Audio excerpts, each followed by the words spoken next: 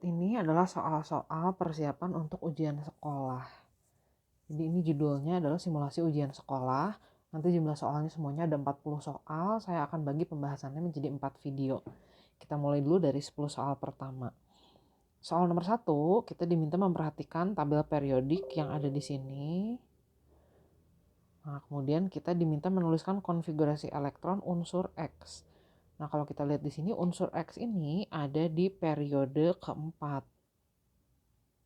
Golongannya itu adalah golongan, ini kan dimulai dari golongan 3B ya. 4B, 5B. Nah, X ini ada di golongan 6B periode keempat. Berarti X ini berada di blok D. Blok D ini pasti memuat golongan logam transisi. Nah, jumlah elektron terluarnya biasanya itu ada di subkulit S dan D. Jadi konfigurasi elektron unsur X kalau kita tuliskan seperti ini. Nanti elektron terakhirnya ada di subkulit S dan D. Nah, dengan nilai kulit yang sama dengan periode dan periode dikurangi 1. Konfigurasi elektronnya sebelum 4S itu bisa kita singkat dengan konfigurasi elektron argon. Nah, golongannya ini adalah golongan 6B. Jadi jumlah elektron valensinya 6. Normalnya kita akan menulis seperti itu. Tapi tentu kalau kita lihat menurut aturan Hahn, konfigurasi elektron itu akan lebih stabil kalau seluruh subkulit yang terakhirnya itu orbital-orbitalnya terisi setengah penuh atau penuh. Jadi nanti satu elektron dari subkulit 4S itu akan menata ulang pindah ke subkulit 3D. Dengan begini keadaannya akan lebih stabil. Nah, jadi konfigurasi elektron unsur X adalah seperti ini.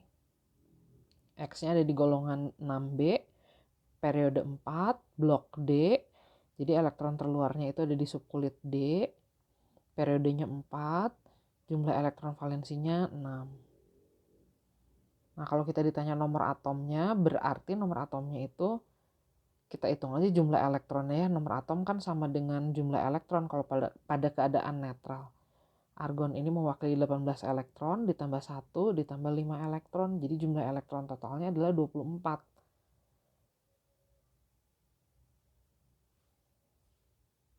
Jumlah protonnya juga berarti 24. Nah, ini nomor 1. Ini adalah pembahasan tentang tabel periodik unsur sekaligus konfigurasi elektron. Kita lanjut, nomor berikutnya. Diketahui ada diagram orbital elektron valensi dari 4 buah atom. Nah, kalau kita lihat di sini unsur K ini memiliki 2 elektron valensi. Jadi bisa kita simpulkan dia adalah di golongan 2A. Unsur L elektron valensinya jumlahnya 3. Jadi L ada di golongan 3A. M ini ada di golongan 5A. Elektron valensinya 5. Kenapa saya kesimpulan bahwa seluruh unsur-unsur yang di sini adalah golongan A? Karena elektron terakhirnya ini selalu ada di subkulit S, kalau enggak di subkulit P. Nah, itu semua adalah golongan A. Kalau golongan B atau transisi, elektron terakhirnya itu ada di subkulit D. Nah, N golongan 7A. Kita diminta tuliskan rumus molekul yang dapat dibentuk jika unsur-unsur berikut ini berikatan kimia. Yang pertama, unsur K dan M. Kita lihat dulu di sini. K ini golongan 2A, berarti dia logam. M ini golongan 5A, berarti sifatnya non-logam. Unsur K biasanya melepaskan 2 elektron untuk mencapai konfigurasi elektron oktet. Sedangkan unsur M itu akan menerima 3 elektron. Nah, ikatan yang terbentuk antara unsur logam dan non-logam setelah serah terima elektron itu adalah ikatan ionik. Rumus molekulnya kayak biasa kita kali silang aja ya. Jadi K3M2. Berikutnya gimana kalau K berinteraksi dengan N? K-nya tadi logam golongan 2A. N-nya itu adalah unsur non-logam golongan 7A. Jadi K tetap mencapai kestabilan dengan cara melepaskan elektron. Sedangkan N menerima 1 elektron. Di sini juga terjadi ikatan ion. Rumus molekulnya jadinya KN2. Dikali silangnya K-nya dikalikan muatannya N. N-nya dikalikan jumlah muatannya K. Berikutnya, kalau L dan M bagaimana? L di sini adalah logam golongan 3A, sementara M itu adalah unsur non-logam golongan 5A. L biasanya mencapai kestabilan dengan cara melepas 3 elektron kalau M menerima 3 elektron. Nah, di sini akan terjadi ikatan ionik juga karena unsur L dan M itu adalah unsur logam dan non-logam. Berikutnya unsur L dan N. L-nya golongan 3A, N-nya golongan 7A. Sama kayak tadi, L mencapai kestabilan dengan cara melepas 3 elektron, N-nya menerima 1 elektron. Jadi kita akan dapat rumus molekul LN3. Yang terakhir kalau M dan N berikatan. Nah, kalau kita lihat di sini M dan N itu adalah unsur-unsur golongan non-logam. Jadi ikatan yang terbentuk itu adalah ikatan kovalen. Nah, di sini kita punya unsur M, elektron valensinya 5. Saya gambarkan dulu. Biasanya kalau senyawa kovalen bisa kita gambarkan struktur Lewisnya ya. Unsur N, elektron valensinya 7. Jadi kalau kita ingin dapat seluruh atom dalam keadaan oktet, berarti kita perlu memasangkan satu atom M dengan 3 atom N seperti ini. Nanti semuanya jadi oktet, tapi kita butuh satu unsur M, satu atom M dengan 3 atom N. Nah, kalau kita lihat di sini ada satu pasangan elektron bebas ya. Tipe molekulnya jadi AX3E. Bentuk geometri molekulnya piramida trigonal nih ya. Piramida ala segitiga atau piramida trigonal. Nah, bentuk geometri molekulnya pasti tidak simetris kalau kita gambarkan. Jadi bentuk awalnya itu dia punya 4 daerah elektron, tapi satu daerah elektron tidak dipakai berikatan, jadi diisi pasangan elektron bebas. Nah, nanti dipol-dipol yang bekerja di sini pasti totalnya tidak sama dengan 0. Jadi molekul ini bersifat polar. Oke, kita lanjut nomor 3. Diketahui ada 4 buah unsur, nomor atomnya 1. Nah, A ini berarti mewakili atom hidrogen, berarti ya konfigurasi elektronnya begitu. Kalau B nomor atomnya 5, berarti konfigurasi elektronnya 2, 3, 2 elektron di kulit pertama, 3 elektron di kulit kedua. Ini saya tuliskan konfigurasi elektron versi Niels Bohr. Kenapa boleh? Karena nomor atomnya semua di bawah 20. Jadi kita belum mendapatkan unsur golongan transisi, semuanya pasti golongan A. Jadi untuk menyederhanakan perhitungan kita bisa lakukan atau menuliskan konfigurasi elektron versi Niels Bohr. Nah, kita diminta menggambarkan struktur Lewis dari yang pertama molekul BA3. Berarti kita punya atom pusat B, jumlahnya 1, elektron valensinya B3. Kemudian B-nya ini mengikat 3 buah atom A. A-nya ini elektron valensinya hanya 1. Nah, jadi struktur Lewisnya seperti itu. Ini adalah senyawa yang tidak mencapai oktet karena elektron di sekitar B hanya ada 6.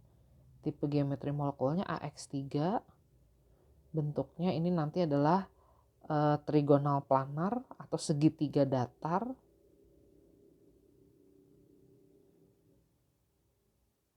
Pasti ini momen-momen dipol yang bekerjanya totalnya 0. Jadi molekulnya nonpolar.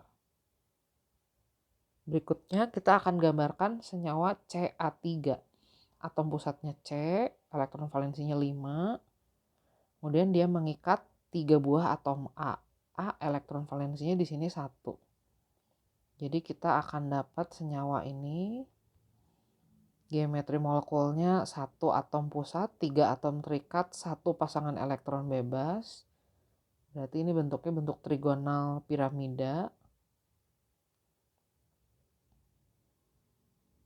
Momen dipolnya total pasti lebih dari 0 nih kalau begini. Molekulnya polar. Berikutnya kita gambar senyawa A2D. A-nya ada 2, D-nya ada 1, D-nya golongan 6A. Kita gambarkan. Nah, ini tipe molekulnya 1 atom pusat, 2 atom terikat, dan 2 pasangan elektron bebas ini. Geometri molekulnya berarti awalnya punya 4 daerah elektron nih si atom pusatnya. Kemudian 2 daerah diisi pasangan elektron bebas. Jadi bentuknya bentuk huruf V. Dipol-dipol yang bekerja di situ pasti tidak saling menghilangkan. Bayangkan aja ada dipol ke sini dan ke situ. Totalnya pasti lebih dari 0, momen dipolnya sifatnya polar. Oke, ini semua ikatannya ikatan-ikatan kovalen. Jadi kalau yang melibatkan bentuk geometri molekul, kepolaran, pasti senyawa kovalen. Apalagi struktur Lewis, dia udah ciri-cirinya banget. Berikutnya, nomor 4 diketahui ada 3 buah senyawa hidrida. Hidrida golongan 6A. Ada H2O atau air, ada H2S atau asam sulfida, dan ada H2SE. Massa molekul relatifnya itu tentu akan makin besar ya, makin ke bawah. Karena OS dan SE itu segolongan, posisinya dalam tabel periodik itu dari atas ke bawah, jadi nomor atomnya pasti makin ke bawah makin besar. Nomor massanya juga, MR-nya juga. Nah, kita diminta mengurutkan ketiga senyawa tersebut dimulai dari senyawa dengan titik didih terendah. Normalnya titik didih itu akan naik sebanding dengan kenaikan massa molekul. Nah, tapi dalam H2O, antar molekul H2O, bukan intramolekul ya, antar molekul H2O itu terjadi ikatan hidrogen. Ikatan antar molekul yang terjadi antar atom hidrogen dan atom berkeelektronegatifan tinggi. Di sini interaksinya antara hidrogen sama oksigen. Nah, jadi walaupun H2O itu MR-nya paling rendah, ternyata titik didihnya paling tinggi.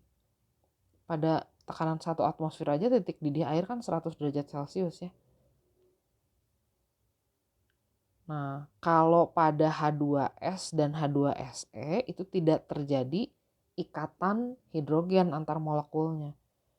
Jadi titik didihnya itu akan naik sesuai dengan kenaikan MR-nya. Jadi dalam H2S dan H2SE, antara H2S dan H2SE itu terjadi kenaikan titik didih sesuai kenaikan MR-nya. Nah, anomali ini terjadi karena pada H2O itu terjadi ikatan hidrogen antar molekulnya. Berikutnya, sebanyak 27,9 gram padatan seng nitrat hidrat. Seng nitrat hidrat itu berarti seng nitrat yang mengikat molekul air. Kalau dipanaskan, nanti airnya akan menguap dan kita akan memperoleh garam anhidratnya atau ZnNO3-nya saja. Jadi sudah tidak mengikat air lagi. Padatan hidratnya 27,9 gram. Setelah pemanasan, molekul air yang menguapnya katanya 9 gram. Berarti menurut hukum kekekalan massa, kita bisa hitung dulu massa seng nitrat anhidratnya. Gampang aja kan, ini tinggal 27, massa totalnya 27,9 dikurangi 9. Jadi 18,9 gram. Nah, menurut hukum Avogadro, perbandingan koefisien itu sama dengan perbandingan mol senyawa-senyawa yang ada di sini. Jadi kita hitung dulu jumlah molnya. Jumlah mol itu massa dibagi MR. Kita hitung dulu MR Zn NO3 2 kali. Air Zn 65, ARN-nya 14, kita kaliin 2. ARO-nya 16, kita kalikan 6. Jadi 65 ditambah 2 dikali 14 ditambah 6 kali 16. MR-nya 189.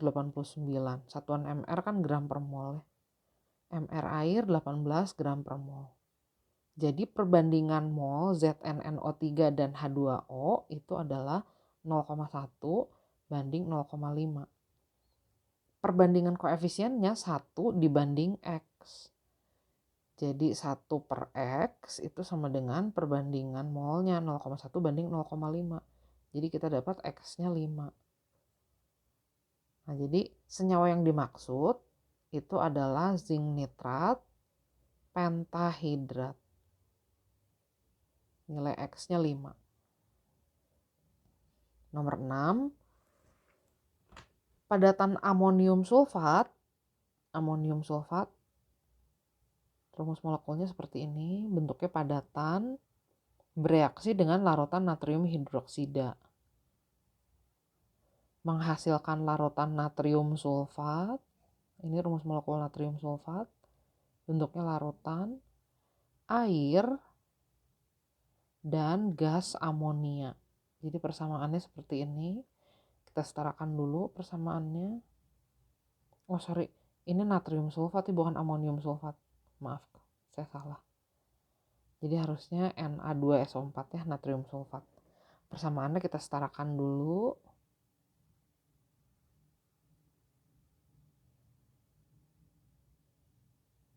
Udah setara. Nah pertanyaannya, jika direaksikan 6,6 gram padatan amonium sulfat, masanya 6,6 gram, MR-nya diketahui 132, dan 4 gram per liter padatan natrium hidroksida, jadi anggap aja masanya 4 gram, volumenya 1 liter, MR-nya 40. Pertanyaannya, akan dihasilkan gas amonia sebanyak berapa liter? Nah, kita perlu mengecek dulu reaksi pembatas dalam reaksi ini. Karena ada data 2 reaktan diketahui jumlahnya. Jadi seluruh data kita konversi dulu ke dalam satuan mol. Kita hitung dulu mol NH4SO4-nya atau amonium sulfatnya. Masanya 6,6 gram, MR-nya 132. Jadi 0,05 mol. NaOH-nya juga sama. Kita hitung dulu molnya, massa dibagi MR ya 4/40, dibagi volumenya 1 liter. Nah, kemudian kita hitung mana reaksi pembatasnya. Ini sih ternyata dua-duanya tepat bereaksi ya.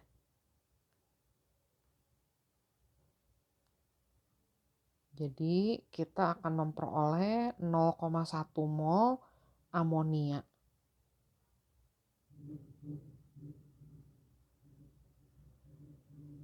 Pertanyaannya, berapa volume amonia pada keadaan standar temperatur pressure? Gini kan ya cara ngitung volume pada keadaan standar. Jadi ternyata volume NH3 yang dihasilkannya 2,24 liter. Kita lanjut nomor 7. Diketahui ada 2 senyawa di sini, senyawa P dan Q. Senyawa Q menghantarkan listrik dalam bentuk lelehan dan larutan. Nah, ini adalah ciri-ciri dari senyawa ionik. Sedangkan P hanya menghantarkan listrik dalam bentuk larutan. Nah, ini ciri-ciri dari senyawa kovalen polar. Jadi jenis ikatan kimianya sudah terjawab. Nomor 9. Reaksi antara 100 ml larutan asam sulfat 0,1 molar, itu berarti 10 milimol, dan 100 ml NaOH 0,1 molar, 10 milimol juga, menyebabkan kenaikan suhu campuran sebesar 5 derajat Celcius. Ini artinya reaksi ini adalah reaksi eksoterm karena menaikkan suhu campuran. Jika larutan dianggap memiliki massa jenis dan kalor jenis yang sama dengan air, maka perubahan entalpi reaksi antara asam dan basa ini berapa? Nah, di sini ada reaksi yang melepas kalor dan ada media yang menerima kalor. Yang melepas kalor itu adalah reaksi penetralan atau reaksi antara asam dan basa. Yang menerima kalor adalah campurannya. Jadi campuran antara asam dan basa yang dianggap sama dengan air, massa jenis dan kalor jenisnya. Nah, Q netralisasi berarti kan delta H netralisasi dikalikan jumlah mol air yang terbentuk dari netralisasinya.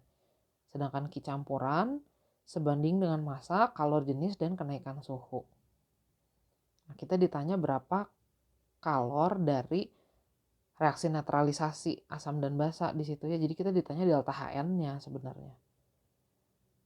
Jadi kita tinggal masukkan aja nih data-datanya. Nah, jumlah mol air yang terbentuknya kita hitung dulu. Di sini kan reaksi pembatasnya H2O nih. Jadi jumlah mol air yang terbentuknya ternyata 10 milimol.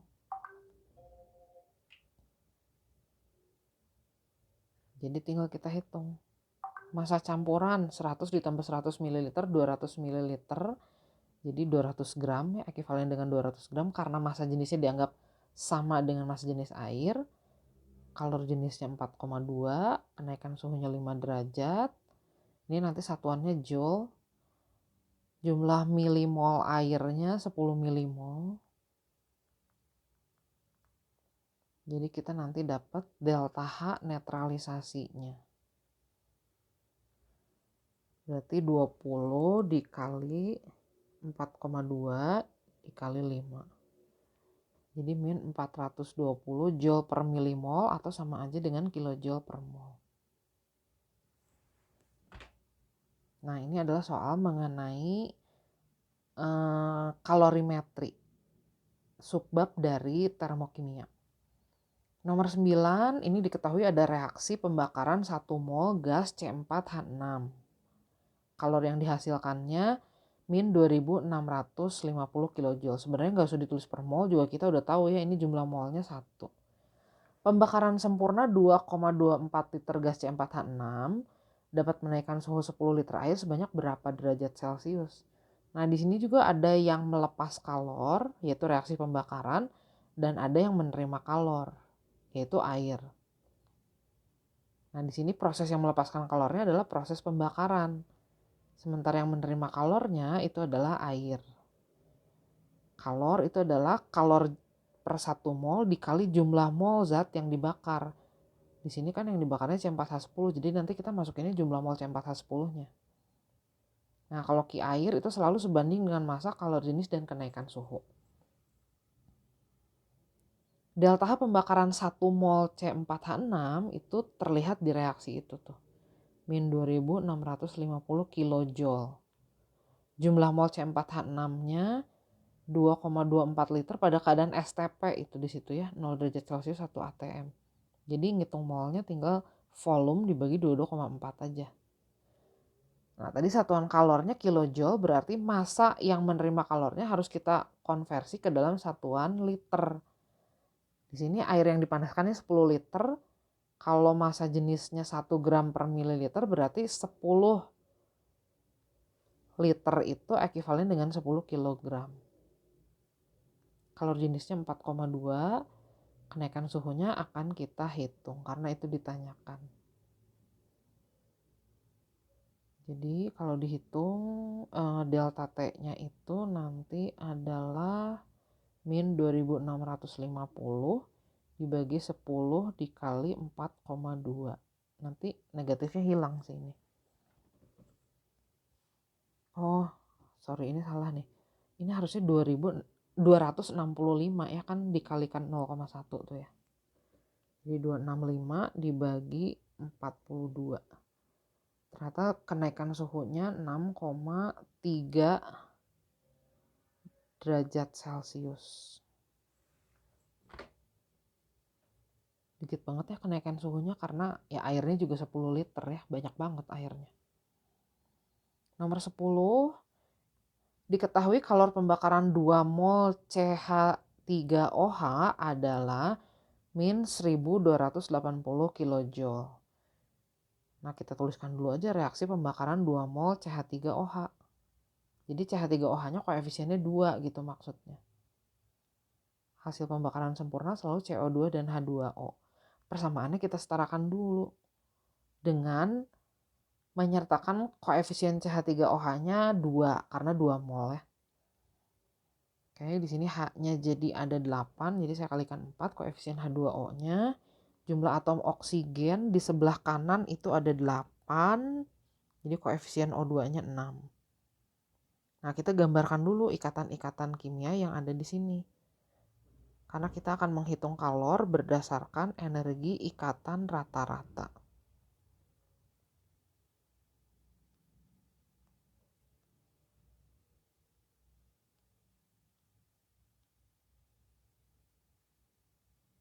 Nah, kalau reaksi ini bisa dihitung dengan cara menjumlahkan seluruh energi ikatan yang terputus.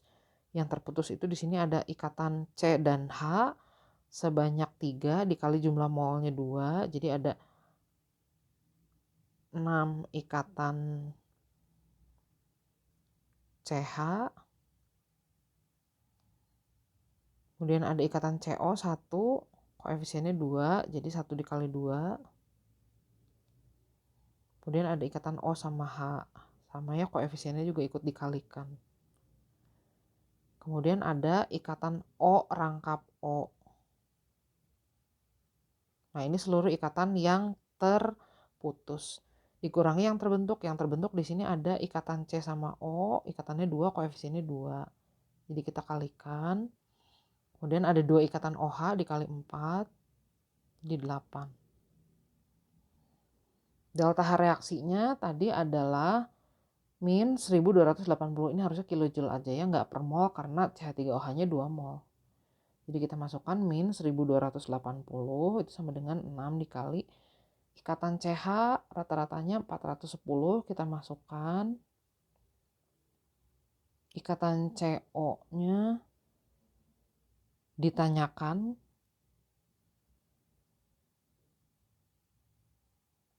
Ikatan OH-nya 460.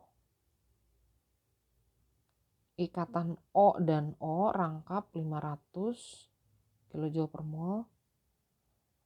Ikatan CO di sini ada 750. Ikatan OH lagi muncul di sini 460.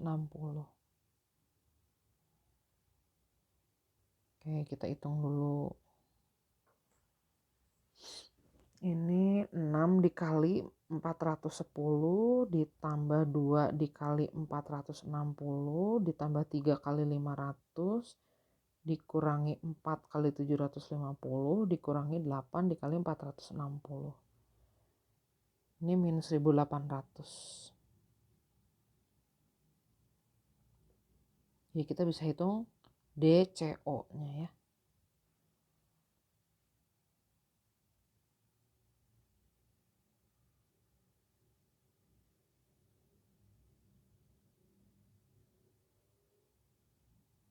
Rata 260 kilojoule per mol. Oke, sampai nomor 10 dulu ya. Nanti kita lanjutkan di video berikutnya.